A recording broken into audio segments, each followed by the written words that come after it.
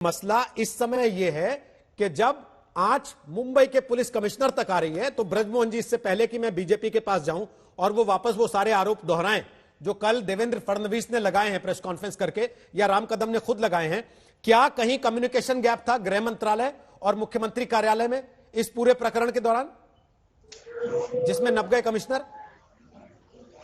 देखिए रोहित जी, इसमें गृह मंत्री और मुख्यमंत्री के बीच में किसी प्रकार का कोई भी कम्युनिकेशन गैप नहीं था। देवेंद्र फडणवीस जी की कल की प्रेस कॉन्फ्रेंस से बहुत गंभीर संवैधानिक मुद्दे खड़े हो गए। उन्होंने आर्टिकल 21 में निष्ठा का उल्लंघन करके जिस प्रकार से आपराधिक कृत्य किया है वो अपने आप में एक बहुत गंभीर घटना है। जिस व्यक्ति ने संविधान की शपथ लेकर मुख्यमंत्री के रूप में 5 साल काम किया हो, जिस व्यक्ति ने जब अरुण जेटली साहब के सीडीआर को 4 पुलिस ऑफिसरों ने मिलकर दिल्ली में था, उस समय महापौर के रूप में देवेंद्र फडणवीस ने उसको कंडेम किया था, उसके खिलाफ कार्रवाई करने की बात की थी। उस सीडीआर को लेकर जिस प्रकार से देवेंद्र फडणवीस साहब लगातार प्रेस कॉन्फ्रेंस में विधानसभा में अपनी बात कह रहे हैं, इसके लिए उनके खिलाफ आपराधिक कृत्य रजिस्टर्ड होना चाहिए। मैं अपनी सरकार से यहाँ पर महाराष्ट्र में मांग करूंगा कि ऐसा मामला किसी भी हालत में निष्ठा के उल्लंघन को माफ नहीं किया जा सकता। दूसरी बात, जब देवेंद्र फडणवीस ये कहते हैं कि उन्होंने एडवोकेट जनरल से राय ली थी, मैं आपको स्पष्ट बता दूं, एडवोकेट जनरल की राय इस मामले में उनको लेने का अधिकार ही नहीं था। यह सारा की सारा मामला जो हर साल हर 2 साल में एक बार निलंबित अधिकारियों के रिव्यू किया जाता है, उसमें से लोगों को लिया जाता है। यह सारा की सारा काम सिर्फ और सिर्फ एचओडी करते हैं। यह मामला कभी भी मुख्यमंत्री, गृह मंत्री या शासन के पास नहीं जाता। अब तो ये लगातार झूठ बोल रहे हैं, गलत बोल रहे हैं। अब तो ये मामला इतना बड़ा हो गया कि आप लोगों ने थोड़ा अध्ययन किया होगा इसका। केवल इतना बता दीजिए, सचिन वाजे के साथ साथ कितने और लोगों को आपने सस्पेंशन से वापस लाके भर्ती किया था कि कोरोना काल चल रहा है, हमें जरूरत है? 17 लोग। ये 5 जून 2020 को एक बार अनिल देशमुख इस समय कुछ कह रहे हैं, वो सुनवा देते हैं आपको। ब्रजमोहन जी,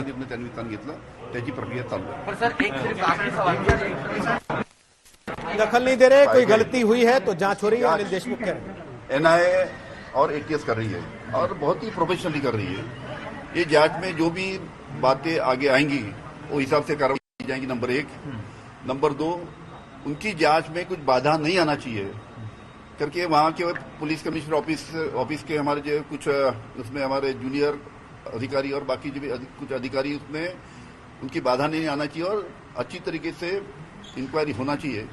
उसके लिए माननीय परमवीर सिंह साहब को वहाँ से हटाया गया। आपके इंटरव्यू में आपने बात कही कि कुछ ऐसी चीजें सामने आई हैं जिसकी वजह से उनको फिलहाल हटा दिया गया। विरोधी पक्षाला जी माहिती जाते आहे त्या बाबतीतली चौकशी विरोधी पक्ष ओके। तो सुना आपने अनिल देशमुख को, वो कह रहे हैं एनआईए बड़ी प्रोफेशनली जांच कर रही है। अब मेरा सवाल यह है, ब्रजमोहन जी आप बोल रहे थे तो मैं वापस आप ही से पूछ रहा हूं, मुख्यमंत्री का बयान 8 मार्च का, तब वो कह रहे थे कि एनआईए को जांच देना केंद्र सरकार का ये बड़ा फिशी लगता है। आज आप कह रहे हैं कि एनआईए बड़ा प्रोफेशनली जांच कर रही है। आप लोग हैं किधर, इधर या उधर? नहीं, इधर ही है। जिस तरफ एनआईए हम उसी तरफ है। तो मुख्यमंत्री तो इस तरफ नहीं है। फिर मुख्यमंत्री 8 मार्च को कह रहे थे कि फिशी है एनआईए को जांच देना। अगर मुख्यमंत्री जी ने उस समय कहा है, जब उनके सामने तथ्य लाए गए तो उन्होंने भी इस बात को स्वीकार किया कि एनआईए अगर जांच कर रही है तो हमारी देश की वो एक प्राइम इन्वेस्टिगेटिंग एजेंसी है और उसको एक काम करने को मौका दिया जाना चाहिए। जब अपने तक आने लगे तो फिर साइड इधर कर लो।